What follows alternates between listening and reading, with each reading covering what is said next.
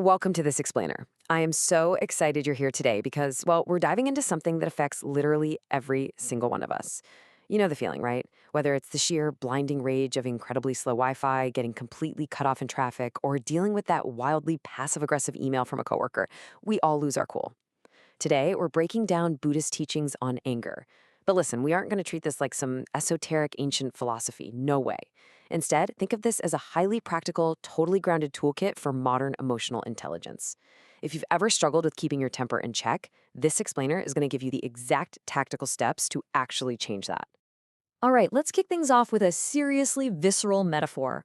Holding on to anger is like grasping a hot coal with the intent of throwing it at someone. You are the one who gets burned. I mean, wow, right? I want you to genuinely think about the last time you snapped. Remember that intense physical sensation in your body? Did blowing up actually solve the problem, or did it just totally wreck your own peace for the rest of the day? The brutal reality here is that anger punishes you first. It's a self-inflicted burn, and the damage starts the absolute split second you decide to pick it up. So how do we stop picking up that coal? Well, that brings us to section 1, the spark and the fire. Catch it early. Now, this is a massive paradigm shift. Most of us, we're taught to just fight our anger. We try to push it down, suppress it, wrestle with it. But fighting inherently implies fear. The Buddhist approach, it's completely different. It guides us to actually understand the anger. Why? Because what you understand, you no longer fear. And honestly, what you no longer fear, you don't feel the need to fight anymore. It becomes about observation, not combat. You're basically stepping back to examine the actual mechanics of your own mind. You see, anger always starts as this tiny little spark in the mind. If you catch it early enough, it's incredibly easy to put out. But if you let it grow, yeah, it becomes a raging fire. So the absolute crucial point here is this highly tactical step. The exact millisecond you feel that irritation creeping in, you just pause and silently name it. You literally just tell yourself, this is anger. By simply recognizing and labeling the emotion, you instantly weaken its grip on you. You separate yourself from the feeling. Actually, you become the observer, safely watching the spark rather than blindly throwing gasoline onto it. Moving right along to section 2, the 10-second emergency stop. Do not react. Okay, I want you to literally, physically slow down with me for a second here. Anger desperately wants you to act fast, right? Because speed is exactly how anger wins. So here is your 10-second emergency break. Number 1, pause. Number 2, breathe deeply. Just take 3 slow, deliberate breaths to interrupt the momentum and give your brain some space. Number 3, say internally, anger is here, but I am not anger. Number 4, consciously relax your shoulders. And number 5, just let the wave pass. This is literally exactly how monks train their minds to not react immediately. Think of it as a complete mechanical reset for your nervous system. Once that initial physical spark is out, we have to deal with the mind. That brings us to section 3, seeing through the anger. Shift to compassion. So, we've stopped our own physical reaction, but let's be real, we're usually still incredibly annoyed at whoever triggered us, right? Well, the core teaching here is realizing that people usually act from their own pain, ignorance, or confusion. The game changer is asking yourself this empathetic question. Is this person suffering inside? Is that why they acted this way? I mean, are they hurting? Did they just get chewed out by their boss? Are they utterly exhausted? When you look at the root cause rather than just the person, you start to see that their lashing out is often just a symptom of their own internal struggle. And when you see that, compassion just naturally replaces anger.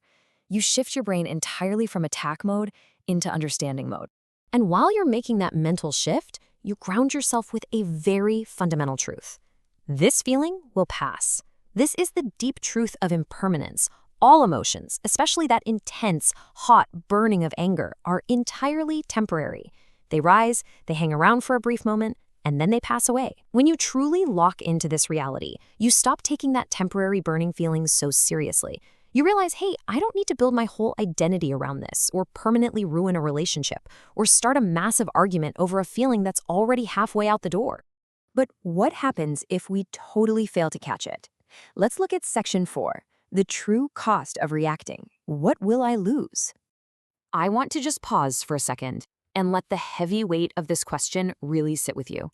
If I act from anger, what will I lose? The harsh reality is, Anger destroys things. It destroys your inner peace. It totally clouds your mental clarity. It fractures your relationships, and it burns up your wisdom. By actively reflecting on the consequences and asking yourself what this outburst is genuinely going to cost you, you're creating this incredibly powerful system of natural self-control. You realize very quickly that the price tag of a blowout is just way too high. So, how do we build long-term resilience against this? That's section 5, building your spiritual armor.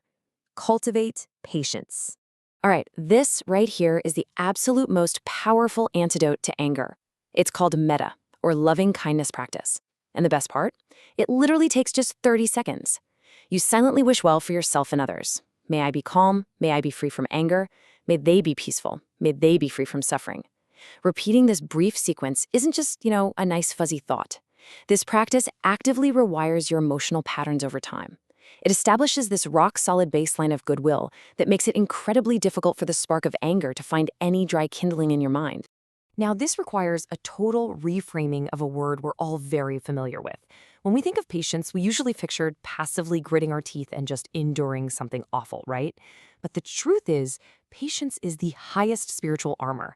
It's the absolute greatest protection you can possibly wear. It's not weakness. It's not surrendering to someone else's toxic behavior. It is immense, grounded strength. It's the literal power to hold your center while absolute chaos is happening all around you. Which leads us to a super practical application. I challenge you to use this exact phrase the very next time you get triggered. This is my moment to practice patience. Think about how incredibly empowering that is.